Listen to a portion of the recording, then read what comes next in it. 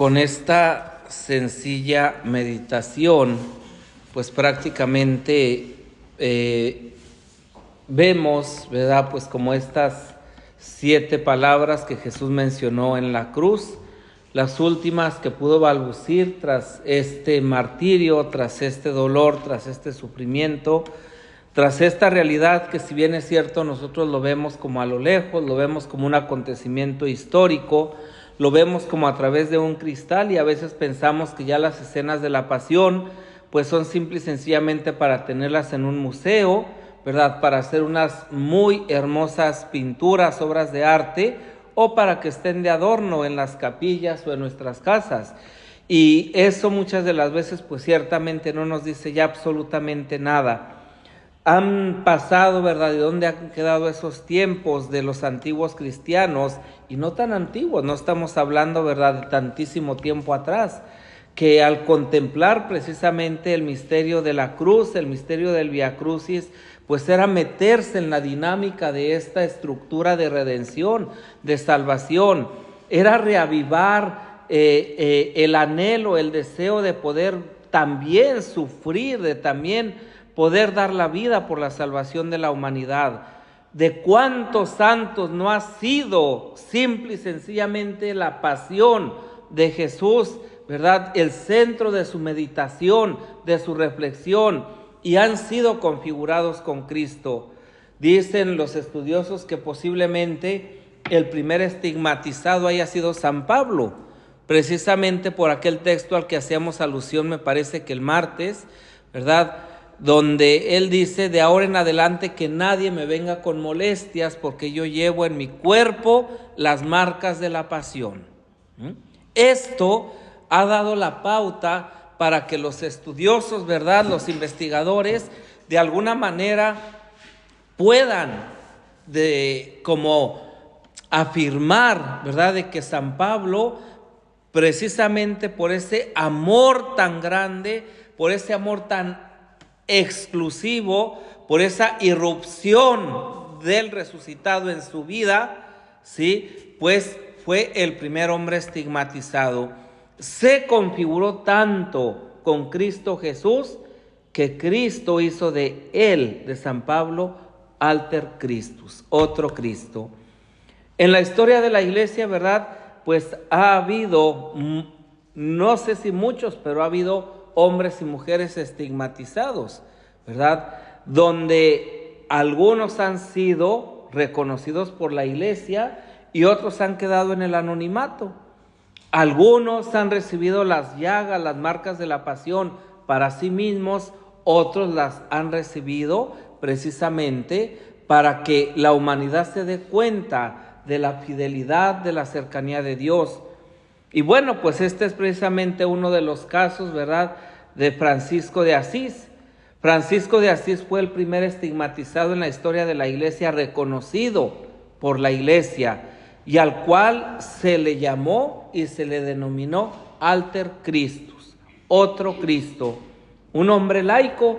Francisco de Asís no fue sacerdote, ¿verdad? Y Francisco, pues él pedía al Señor 2 gracias antes de morir. La primera, que le hiciera sentir el Señor todo el amor que sentía por la humanidad y que lo llevó a entregar su vida por ella. Y la segunda, que en la medida en que fuera posible, le hiciera experimentar todo el dolor que sufrió en su pasión por la salvación de las almas.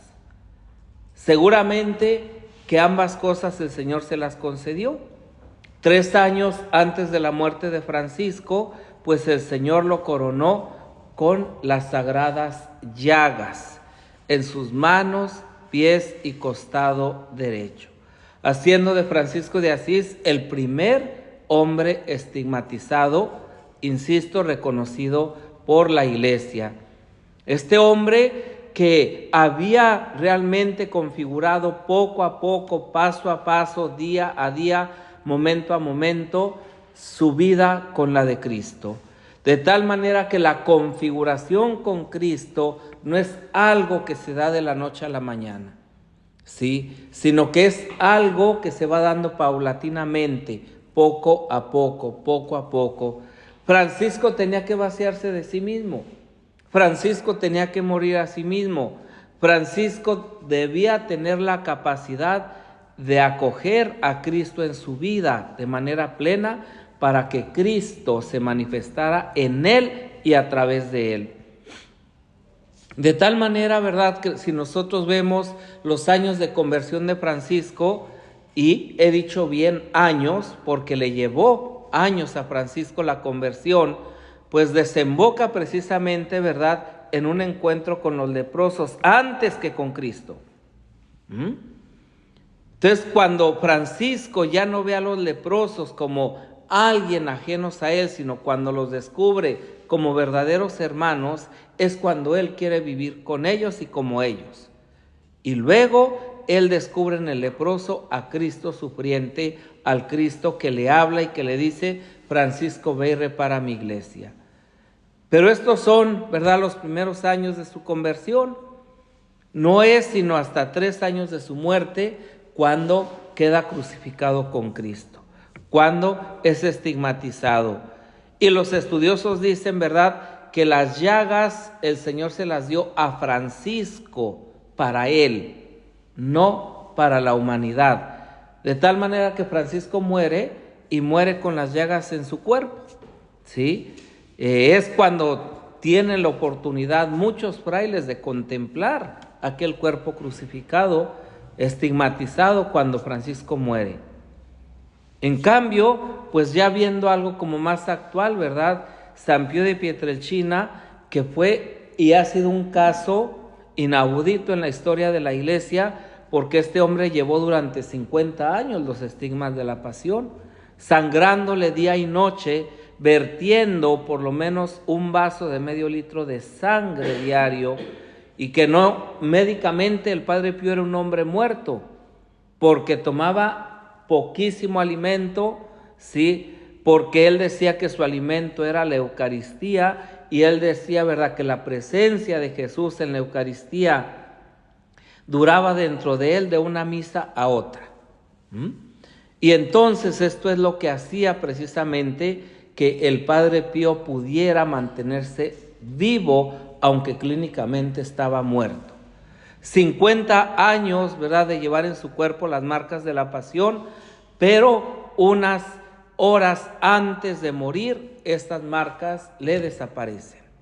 Si fue un misterio para la ciencia el que un hombre durara tanto tiempo estigmatizado, con el grado de apostolado que llevaba, ¿sí?, con el grado de vida interior, de oración que llevaba, pues más fue un misterio, y sigue siendo un misterio para la ciencia, que las llagas le hayan desaparecido y que hayan quedado sus manos, pies y costado, la llaga del hombro, que era una de las más dolorosas, las llagas de la flagelación, su carne intacta, decían como la carne de un niño, sin ninguna marca.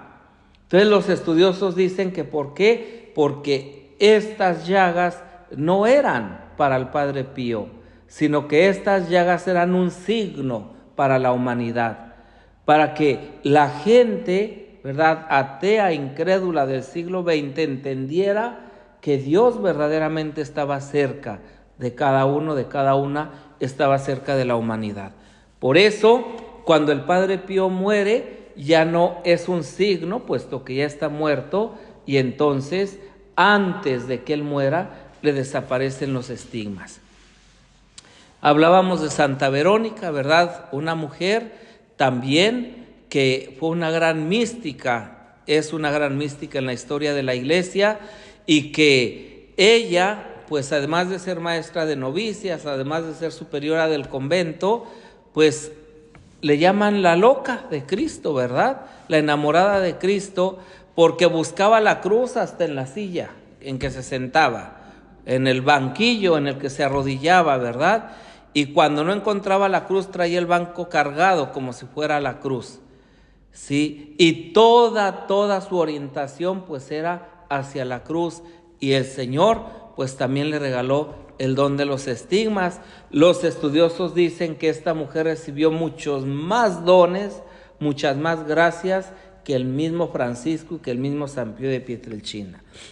¿A dónde voy con esto? Voy a que el Señor verdaderamente continúa ofreciéndonos su vida, continúa ofreciéndonos su verdad, continúa dándonos la oferta de cristificarnos, de transfigurarnos.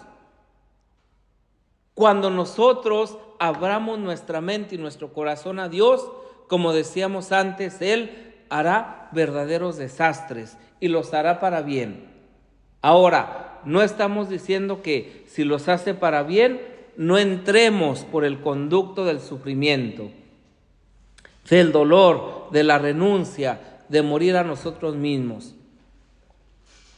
Porque finalmente es esto.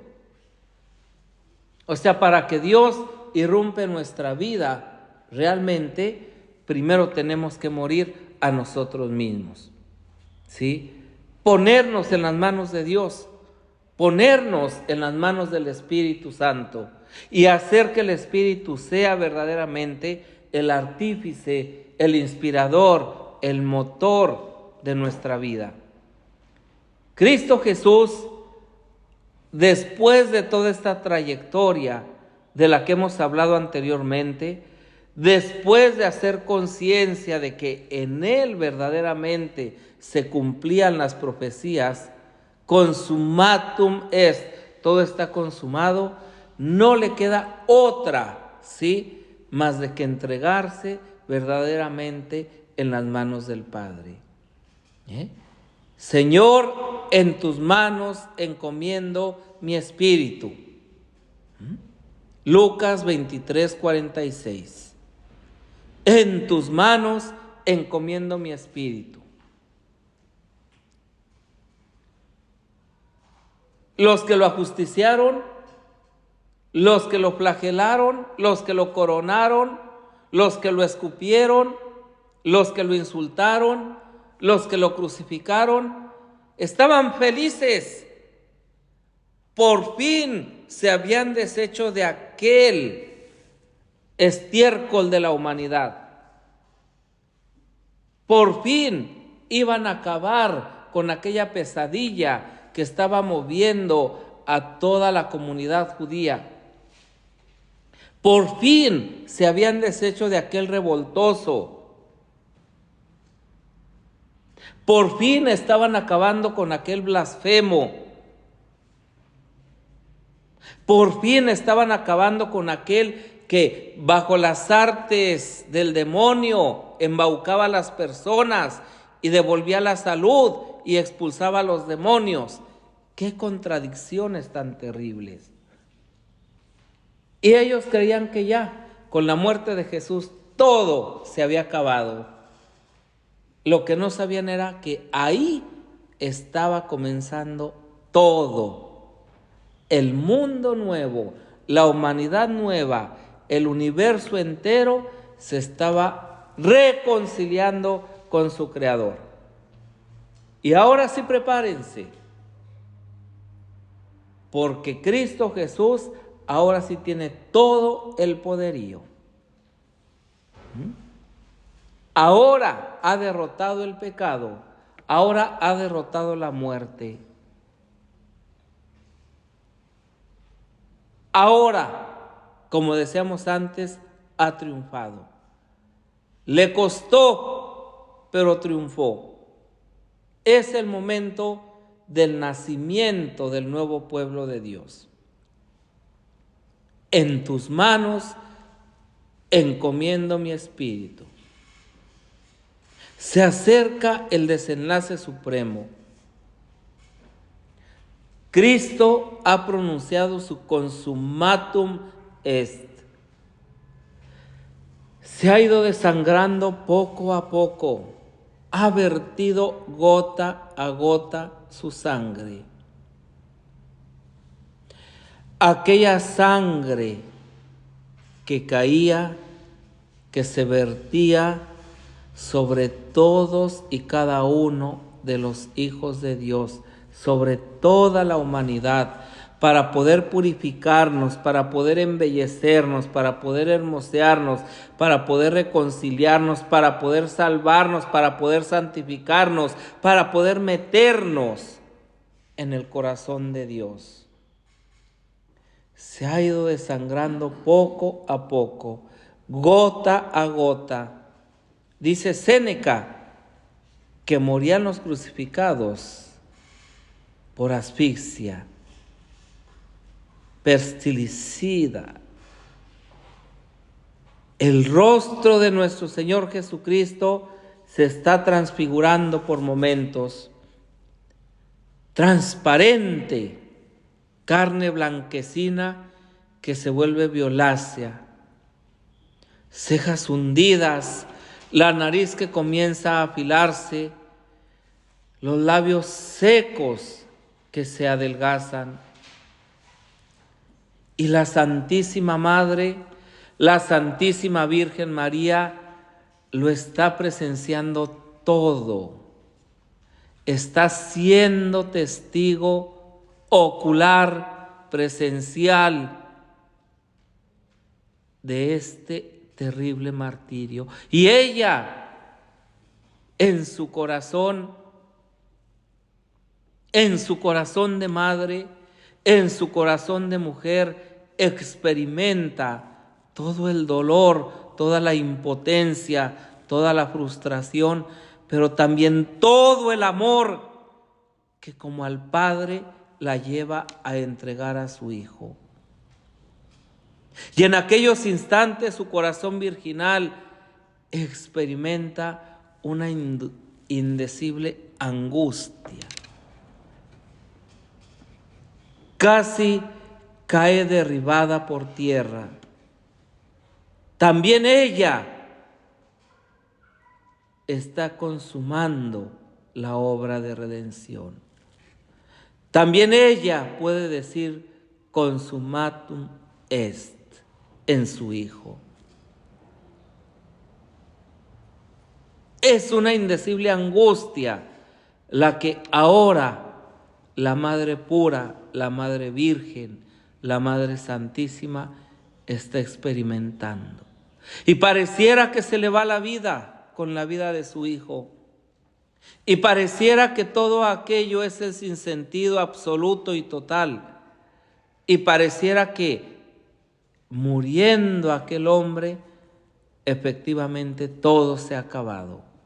Y pareciera que el mal ha triunfado. Y pareciera que el odio, el rencor, la mentira, la soberbia, el demonio se han impuesto. Pero de pronto nuestro Señor Jesucristo se rehace. Su rostro cobra todavía algo de frescura, algo de vigor, algo de luz. Y levantando sus ojos al cielo, clamó con una grande voz: Padre mío, en tus manos encomiendo mi espíritu. Padre mío. Ya no dice Dios mío como en la cuarta palabra. Ahora está muriendo como hijo. Ahora es el Hijo nuevamente. Ahora es aquel que en este momento supremo está asumiendo toda la voluntad del Padre. Ahora es la verdadera obediencia. Ahora es la verdadera identificación como el Hijo que obedece a su Padre. Es el Hijo que obediente hasta la muerte y muerte de cruz ha arrancado la muerte, ha arrancado el pecado, ha cerrado, ha sellado las puertas del infierno y está a punto de abrir las puertas del reino del Padre. Ahora es el Hijo. el mismo que en su primera palabra quiso conmover el corazón del Padre cuando pedía perdón, cuando comienza pidiendo perdón, dirigiéndose al Padre por sus verdugos. Padre, perdónalos, que no saben lo que hacen. Ahora vuelve a pronunciar nuevamente esta dulcísima palabra. Padre, qué belleza, cuánta riqueza, cuánta cercanía y cuánta verdad hay en esta palabra. Padre mío, en tus manos encomiendo mi espíritu. Es decir, en tus manos pongo, en tus manos deposito, en tus manos entrego voluntariamente mi alma. Y quiero que mi voluntad se unifique con la tuya. Ya lo había dicho antes, mi alimento es hacer tu voluntad, Padre. Este es el momento supremo de hacer obra la palabra. Me diste el mandato de salir de ti mismo, de venir a este mundo, de proclamar tu palabra, de anunciar el año de gracia. Y me diste el mandato de subir a la cruz.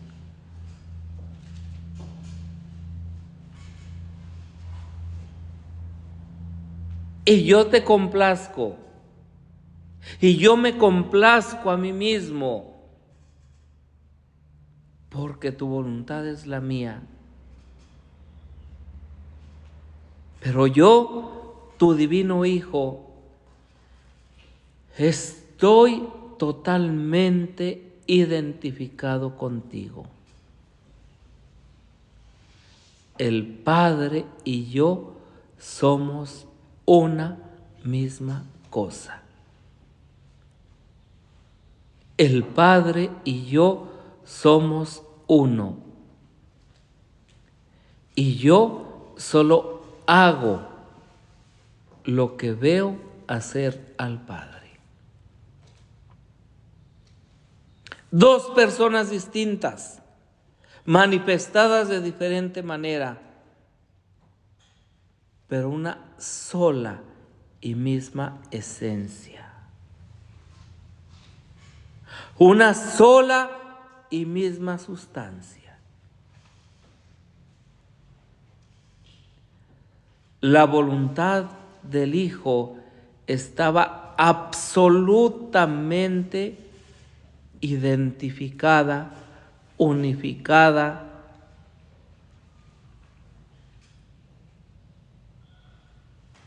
con la voluntad del Padre.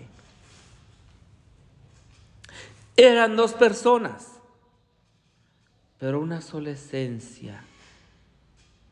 Y entre ellos ese amor filial, ese amor verdadero, ese amor auténtico, ese amor purísimo, ese amor santificador. El Espíritu que sostiene al Hijo.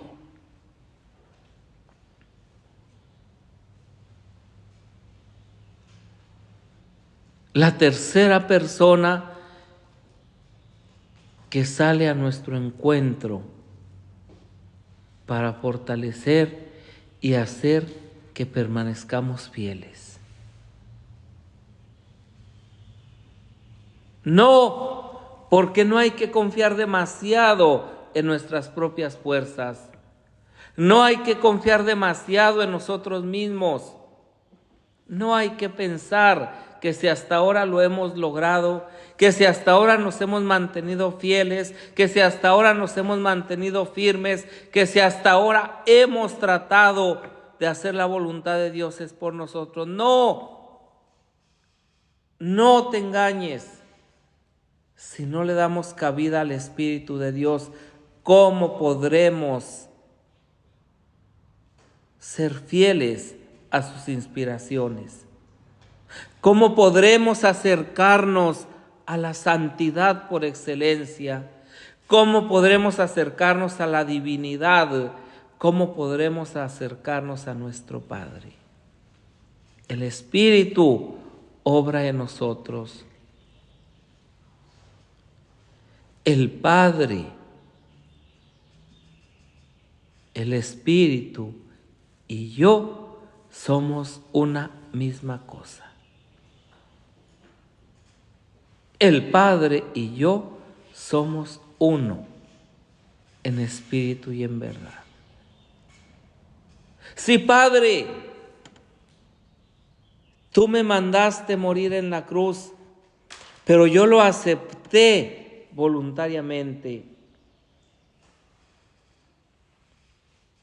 Yo tenía la certeza que no subía solo a la cruz, que no moría solo en la cruz, que tú estabas conmigo, que tú estabas en mí. Pero yo la acepté voluntariamente, con mi plena libertad identificada con la tuya.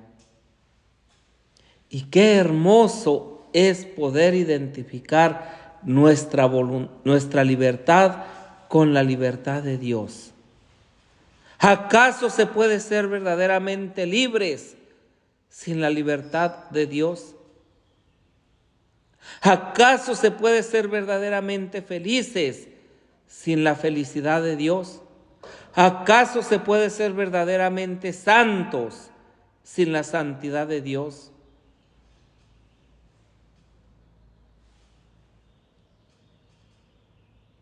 Yo acepto morir en la cruz voluntariamente, con mi plena libertad identificada en la tuya. En tus manos encomiendo mi espíritu. Te voy a entregar mi ser, te voy a entregar mi alma, te voy a entregar a mí mismo.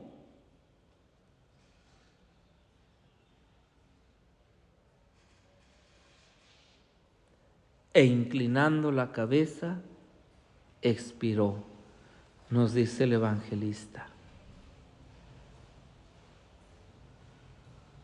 Al contrario de lo que le sucede a los demás seres humanos,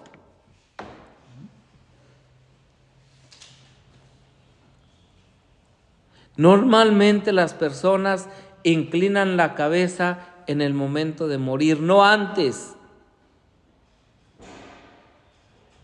Y precisamente es la muerte quien les abate la cabeza.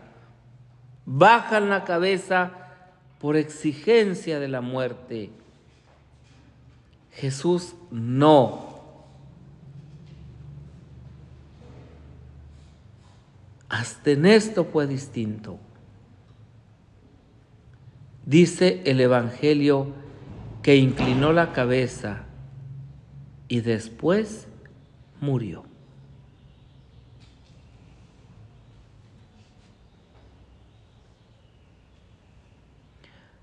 ¿Acaso era signo de derrota?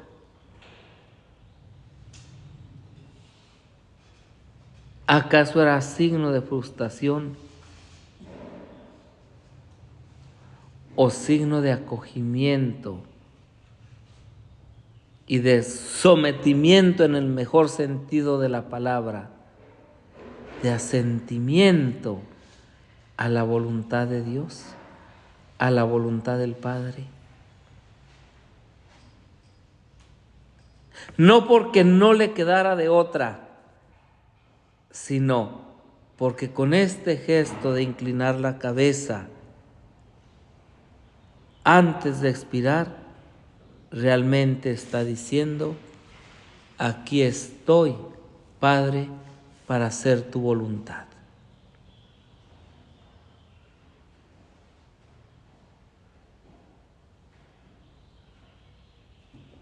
Inclinó la cabeza como dándole su consentimiento a la muerte, como diciéndole, ahora,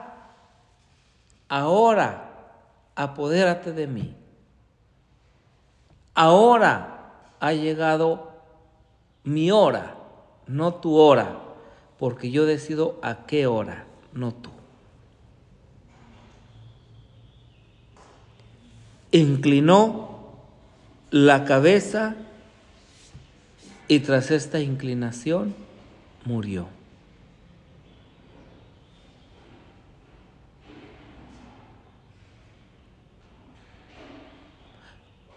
La muerte no tenía ningún dominio sobre él. Era él quien tenía dominio absoluto sobre la muerte. De manera total y absoluta. Nunca, jamás, en ningún momento, bajo ninguna circunstancia, la muerte tuvo dominio sobre Jesús. Que lo digan los resucitados. Que lo diga la hija de Jairo. Que lo diga el hijo de la viuda de Naín, que ya lo llevaban a sepultar. Que lo diga Lázaro, cadáver putrefacto de 4 días, que ya estaba gusanado, que ya apestaba.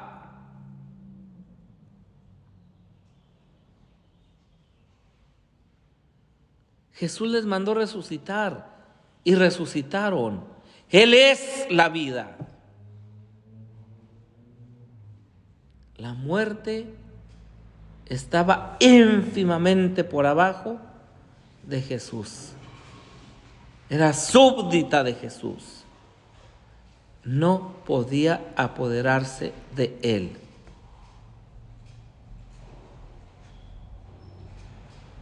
Cuando él le autorizó, cuando él se dispuso, cuando él le dio su permiso, la muerte se acercó con respeto y reverencia a la cruz.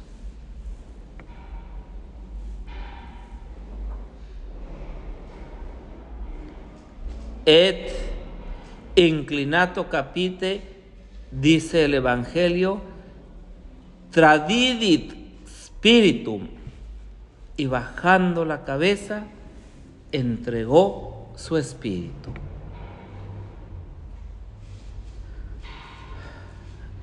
El mundo, el universo se estremeció.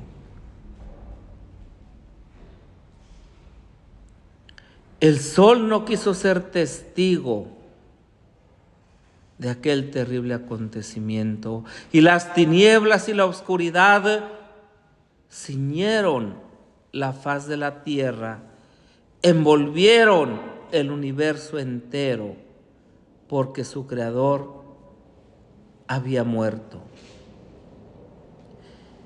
Y al instante un terrible terremoto sacude a la humanidad, sacude la roca del Calvario.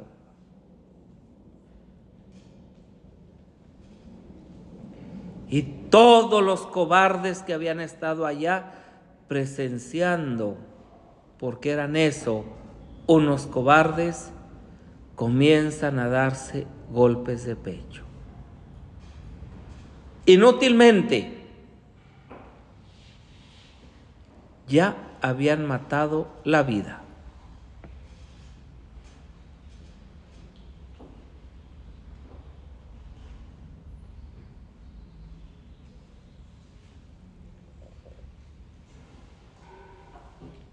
La cruz de Cristo se balancea violentamente por el tremendo terremoto, por la tremenda sacudida. La gente huye, la gente corre despavorida, temerosa. En vez de asirse a la cruz, en vez de asirse al crucificado, se aleja, como si estando lejos de él estuviéramos a salvo.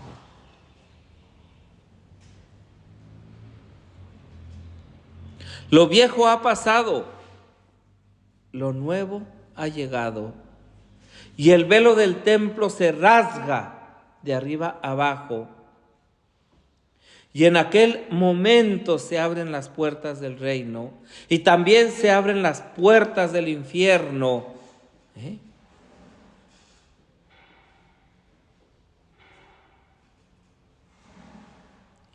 Se abren las puertas de Seol.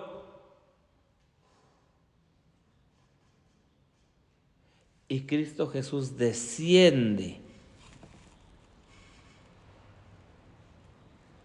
hasta esos lugares a rescatar a todos los que son de Él.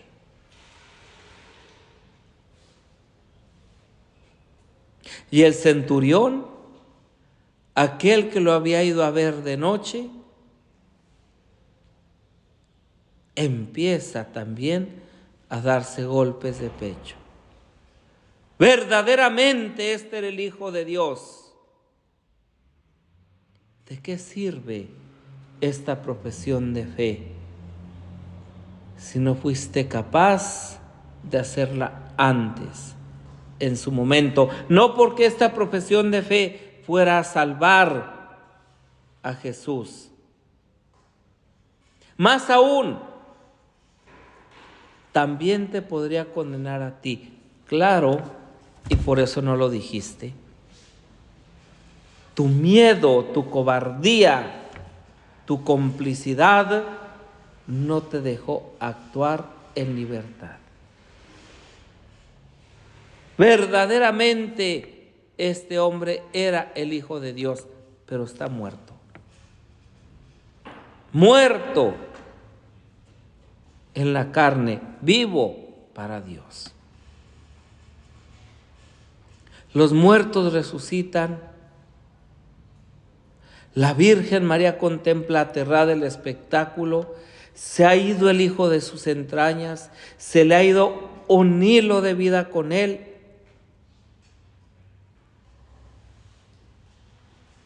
Pero María confía y sabe que Dios nunca muere. Verdaderamente tenía razón un filósofo impío cuando en un momento de sinceridad dijo: la muerte de Sócrates es la muerte de un sabio, pero la muerte de Cristo es la muerte de Dios. Murió Jesucristo como Dios que era, con una majestad imponente, con una realeza auténtica. Y el universo entero se conmovió ante la muerte de Cristo.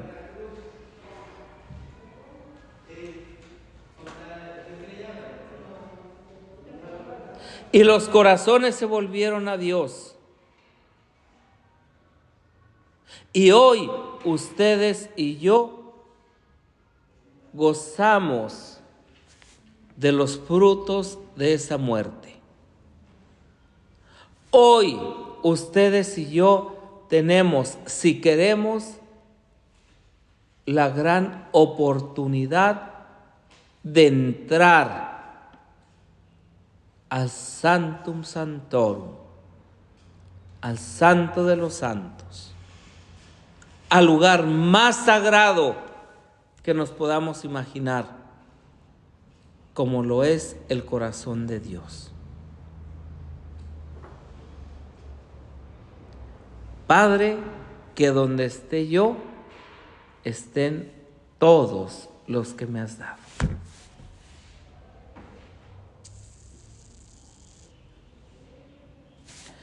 La Santísima Virgen María,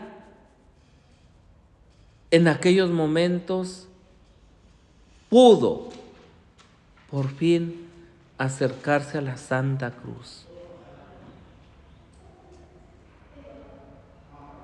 Qué dolor, qué sufrimiento, pero qué valor, qué fortaleza qué grandeza de mujer.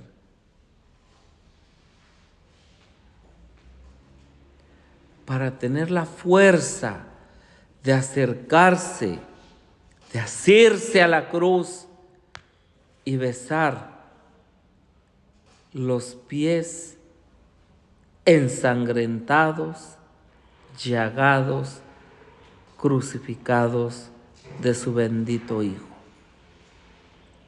Con cuánto amor, con cuánta ternura, con cuánta delicadeza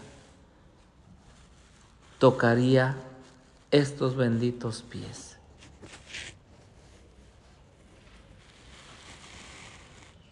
Estos benditos pies que solamente habían caminado para hacer el bien. Estos benditos pies que solamente habían caminado para anunciar el reino de Dios. Estos benditos pies que habían atravesado todos los lugares de Galilea, de Jerusalén, de Nazaret, con una sola finalidad: proclamar el año de gracia del Señor. Con cuánto amor, con cuánta reverencia, esta mujer se postraría delante ya no solo de su Hijo, sino de su Dios.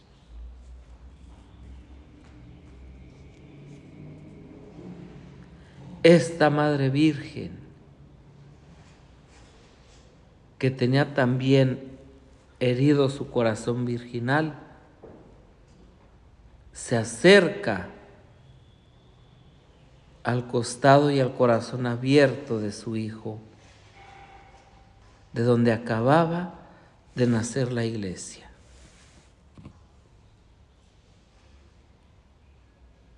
Modelo de dolor al pie de la cruz. Jesucristo, ya cadáver, acaba de consumar la redención del mundo.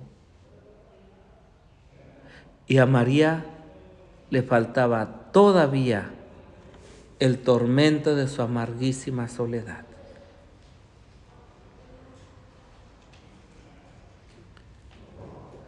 Pero seguro que cuando José puso en brazos de María a su bendito Hijo, ahí ella pudo experimentar la solicitud y la presencia eterna de Dios en su vida, como había estado desde antes de que ella viniera a este mundo.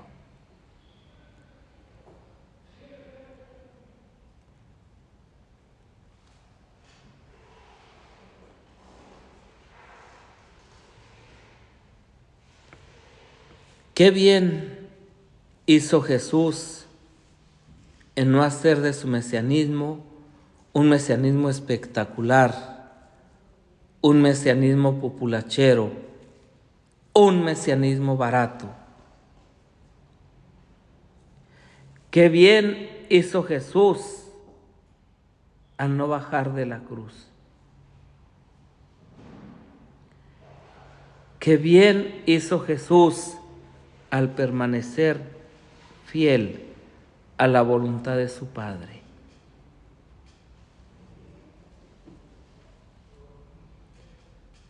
Seguramente que de lo más profundo de nuestro ser podría brotar este himno de acción de gracias. Gracias porque no bajaste de la cruz. Gracias porque moriste en ella. Gracias porque desde la cruz hoy nos sigues enseñando el precio del amor. Gracias porque cada vez que nosotros pensamos y reflexionamos y nos metemos en este misterio, queremos amarte más.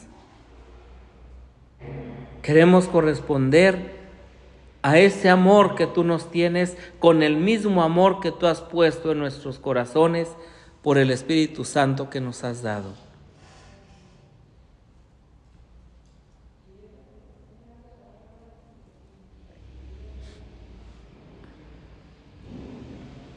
En la historia de la humanidad han pasado muchos hombres y mujeres sabios, muchos hombres y mujeres eruditos,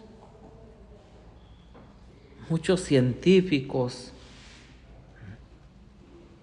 muchos técnicos, hombres y mujeres que de verdad han cambiado el curso de la humanidad.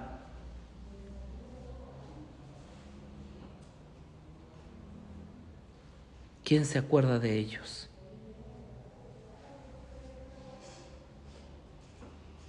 Fuera de lo que hicieron, ¿quién se acuerda de sus últimas palabras?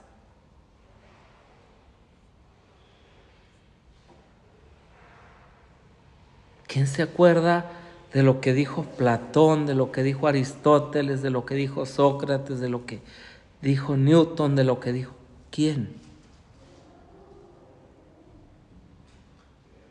Y sin embargo, las 7 palabras de Jesucristo en la cruz, tenemos la gran oportunidad de recordarlas y de hacerlas vida siempre. Y de manera particular en el Tríodo Pascual, de manera particular el Viernes Santo. Y todos y todas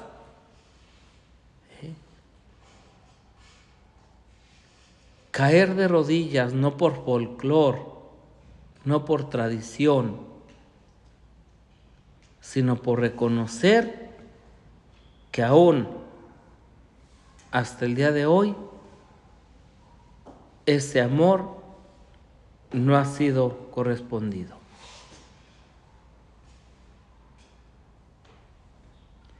Y que en nuestro corazón y que nuestro anhelo está siempre el deseo de corresponder a este amor.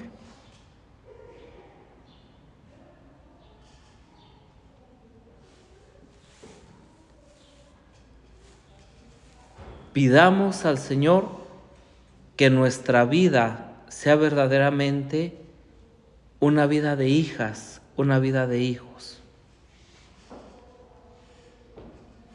Que sepamos adorar verdaderamente a Dios, a Jesús, en espíritu y en verdad. Que entendamos que le adoramos porque es el Hijo de Dios, porque es Dios con nosotros,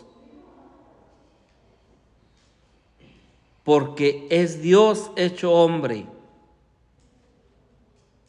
y porque hoy, de la misma manera que está sentado a la diestra del Padre, está en la Eucaristía, y porque sabemos y tenemos la certeza que un día vendrá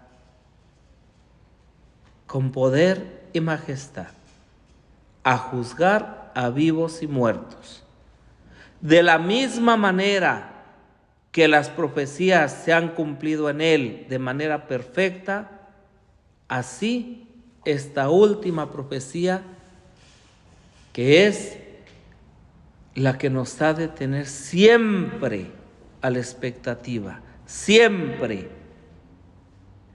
No sabemos el día ni la hora.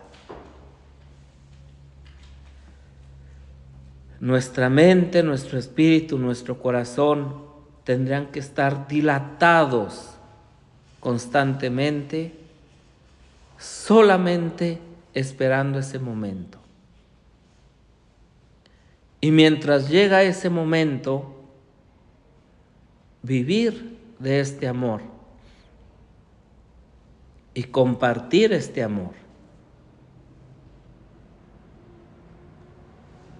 Y hacer de este mundo el reino de Dios, para de esta manera hacer que este reino irrumpa más pronto en la humanidad, en una humanidad que se pierde porque se aleja de Dios, en una humanidad que se pierde porque piensa que Dios está muerto. Y Dios está más vivo que nunca, porque ha derrotado la muerte y ha resucitado y palpita en nuestro corazón.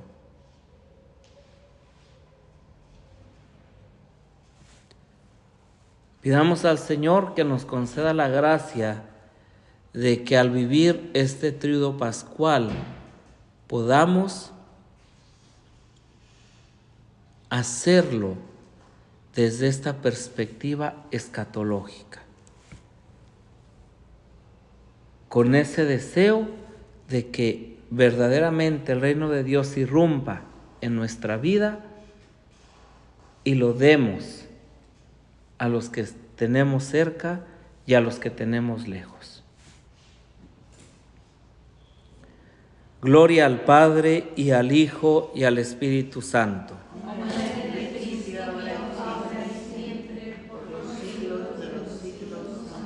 Te agradecemos, Dios Padre bueno, todos tus beneficios, a ti que vives y reinas por los siglos de los siglos. Muchas gracias.